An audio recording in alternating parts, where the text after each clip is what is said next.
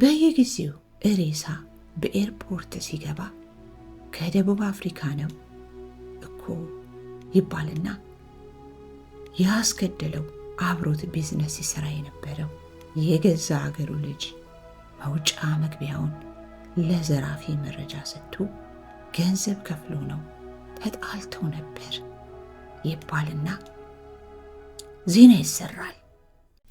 ትዳር በደቡብ አፍሪካ እውነተኛ ታሪክ ከባለ ታሪኳ ጸሐፊ ስደተኛው። ታሪኩን እስከ መጨረሻው ያድምጡት፣ ይማሩበታል።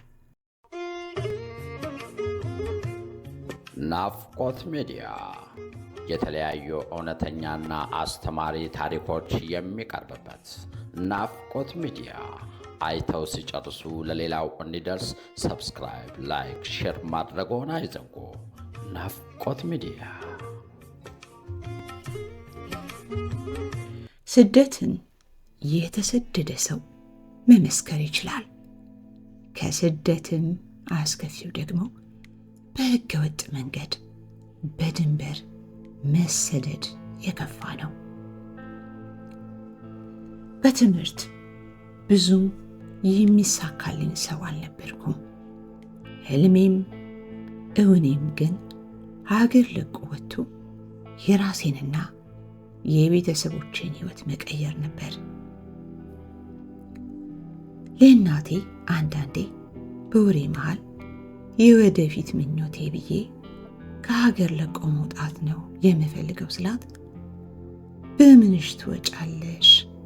ዘመድ እንኳን ከሀገር የወጣ የለን ትልና ስቃ ታልፈዋለች።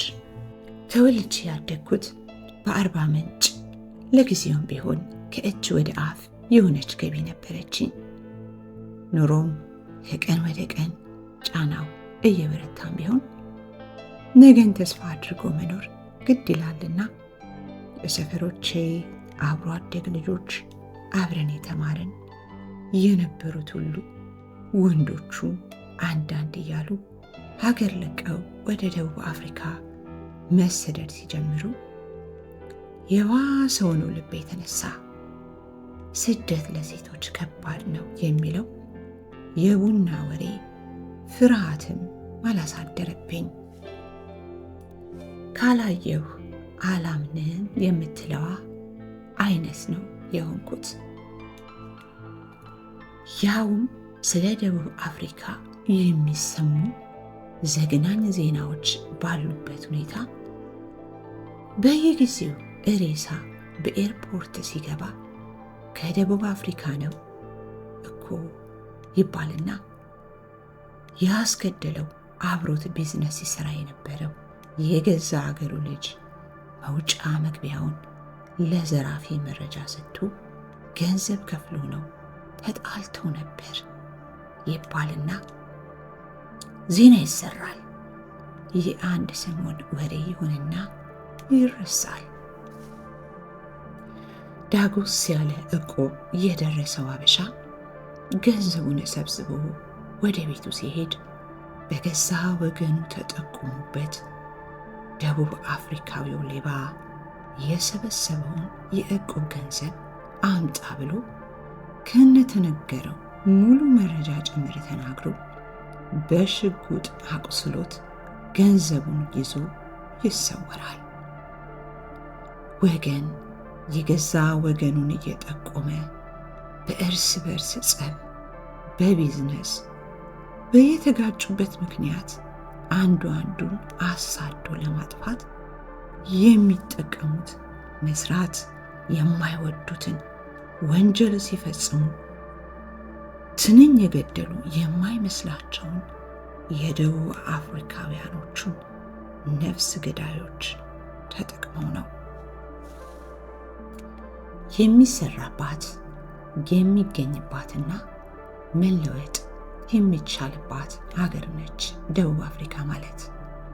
የአበሻ ፀጉር ቤት፣ ምግብ ቤት፣ ኬክ ቤት፣ ሸቀጣ ሸቀጥ መሸጫ ሁሉ በየአይነቱ በሀበሻ ስም ተጽፎ ሲታይ ኑ መሰደዳችንን እንርሳው የሚሉ ይመስላሉ።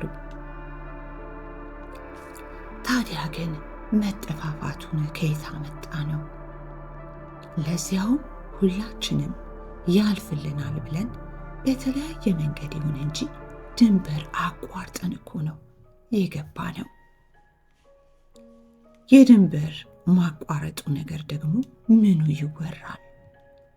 ተወልጄ ያደግኩት ከላይ እንደነገርኳችሁ አርባ ምንጭ ስለሆነ እነ አባያታን ሐይቅ እያየሁና እየተንቦራጨኩባቸው ስላደግኩ እኔን አይግረሙኝ እንጂ ውሃን ከብርጭቆ ውጪ አይተው የማያውቁት የከተማ ልጆች በአንድ ደላላ ሀገር አቋርጠን የታንዛኒያን ባህር በትንሽ ጀልባ ይዞን ስንሄድ ጀልባው የባህር ፖሊሶች ደረሱብኝ አልደረሱብኝ በፍጥነት ሲበር ከአሁን አሁን ተገለበጥን አለቅን እያለን የታቦታትን ስም እየጠራን ያንን ግዙፉን ባህር አቋርጠን ወጣን። ከዛም አንበሶች አሉበት የሚባለውን በረሃ አቋርጠን ስናልፍ እግረ መንገዳችንን አንድ በቀጭን ሲባጎ የተንጠለጠለች ኮዳ የምትመስል ውሃ መያዣ ነገር ወድቃ ከእርሷም ብዙ ሳይርቅ የሰው አጽም ተመለከትን። ልብስ የለበሰ የሰው አጽም። ተደናገጥን። በውሃ ጥምና ረሃብ ካሰበበት ሳይደርስ ከመንገድ የቀረ ስደተኛ እኮ ነው ብለን እንባችንን ጠራርገን አልፈነው ሄድን። ሟች በሕይወት የለ። ማን እውነተኛውን መረጃ ይመሰክራል? የደቡብ አፍሪካ ድንበር ጋር ሳንደርስ ሞያሌን፣ ሴራም በረሃ፣ የታንዛኒያን ባህር ስንቱን አልፈን ረሃቡ በጣም ሲጠናብን ምግብ ማግኘት የማይታሰብ ቦታ እንደሆነ ስለምናውቅ ለምለም ቅጠል እንኳን የበቀለበት ቦታ ደርሰን ረሃባችንን ባስታገስን ብለን እየተመኘን ነው ያንን በሕይወትና በሞት መካከል ሆነን ያቋረጥነውን በረሃ የምናስበው። ዛሬ ላይ ሆነን ድንበር ላይ ስንደርስ ስደተኛ ያንገሸገሻቸው ጠባቂዎች የሚበቃቸውን ያህል ቀጥቅጠውናል። በቃ ይህንን ሁሉ መከራ አልፌ ነው ህልሜ የሆነችው ደቡብ አፍሪካ የደረስኩት። የአየር በአየር ንግድ የቆዳ ቦርሳ፣ ቀበቶ፣ ጫማ እየሸጥኩ የሀገሩን ንግድ ተቀላቀልኩት። የተማረና በሀገሩ ፖለቲካ ውስጥ ንቁ ተሳትፎ ከነበረው ባለቤቴም ጋር የተገናኘ ነው። ይህንን ስራ ስሰራ ውዬ እቤቴ ሄጄ ምግብ ለመስራት ከምንጎዳጎድ ለምን እዚሁ አንዱ አበሻ ቤት ቀማምሼ አልወጣም ብዬ እግር ወደ መራኝ አንዱ ምግብ ቤት ስገባ በጋራ ተቀምጠው ብዙ አበሾች በኢትዮጵያ ፖለቲካ ላይ ይወያያሉ። በየመሃሉ በሐሳብ አለመግባባት ድምፃቸውን ከፍ አድርገው ይንጫጫሉ።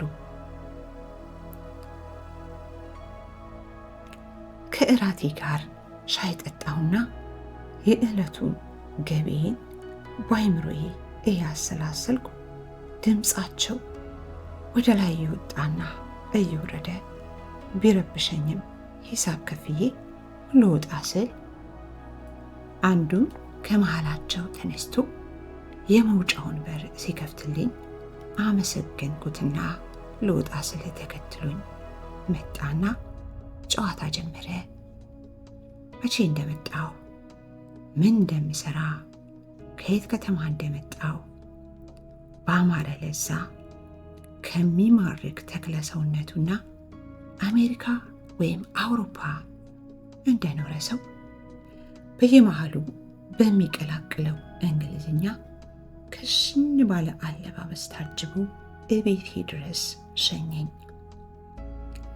የመጀመሪያ ቀን ትውውቃችን ብቸኝነቴን፣ ስደቴን፣ ፍርሃቴን አሸሽቶልኝ የማላውቀው የሙቀት ስሜት እንዲሰማኝ አድርጎኝ ነበር።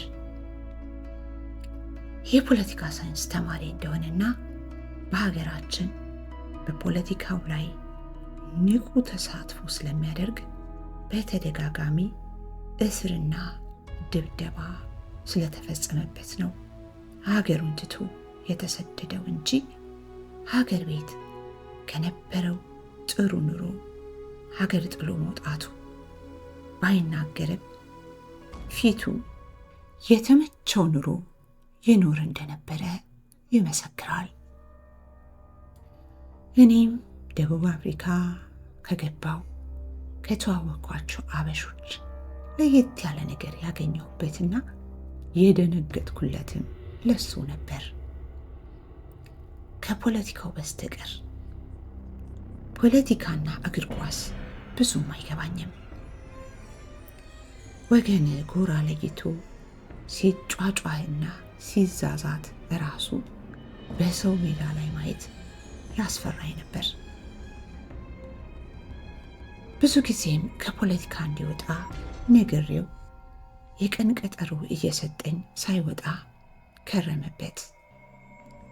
አብረን መኖር ከጀመርንበት ጊዜ አንስቶ 3 ወንድ ልጆችን በላዩ ወልጄ ፋታ ቢያሳጡንም ባለቤቴ በሀገር ጉዳይ ያለው አቋም አይቀየርም ነበር።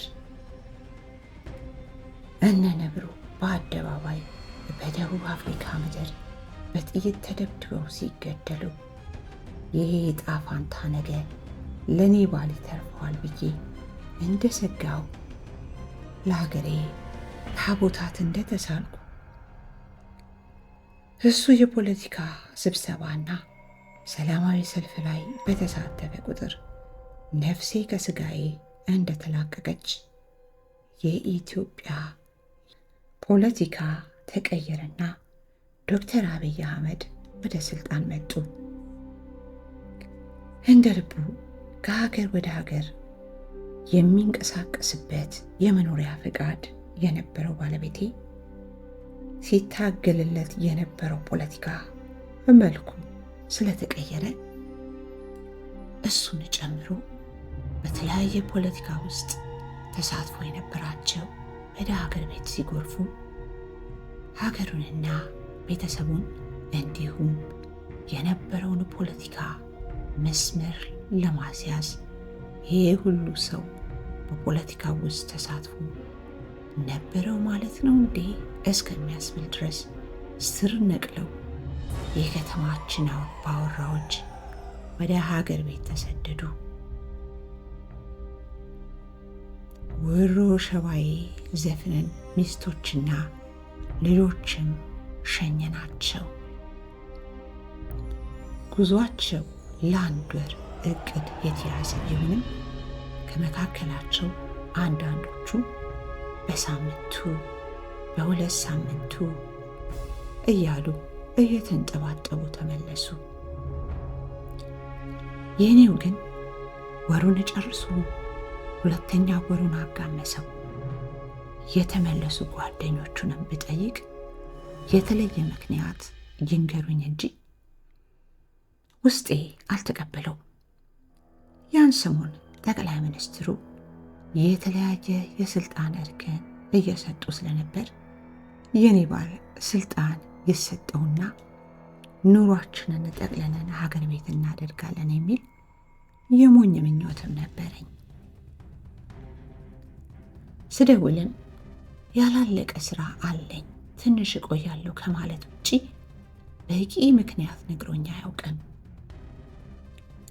እኔም 2 ቦታ የከፈትኩትን የንግድ ቤትና የልጆችን ትምህርት ቤት ለማን ትቼ ሄዳለሁ ብዬ ዛሬ ነገ ስል ከርሜ በመጨረሻ 6 ወራት ካለፈ በኋላ ወደ ሀገር ቤት ስገባ ባለቤቴ ሌላ ሰው ሆኖ ጠበቀኝ። ቀን ቤተሰቦቹ ንግድ ሱቅ ውስጥ ይውልና ማታ በየመጠጥ ቤቱ አስረሽ ምችው ሲል ያድራል። ወደ ደቡብ አፍሪካ ተመልሶ ልጆቹን በሰላም አብረን እንድናሳድግ ብጠይቀው ደስተኛ አልነበረም። የከተማው ቆነጃጅትና አዳዲሶቹ መዝናኛ ስፍራዎች ነበሩ የእሱን ቀልብ የገዙት። ተፈጸመ።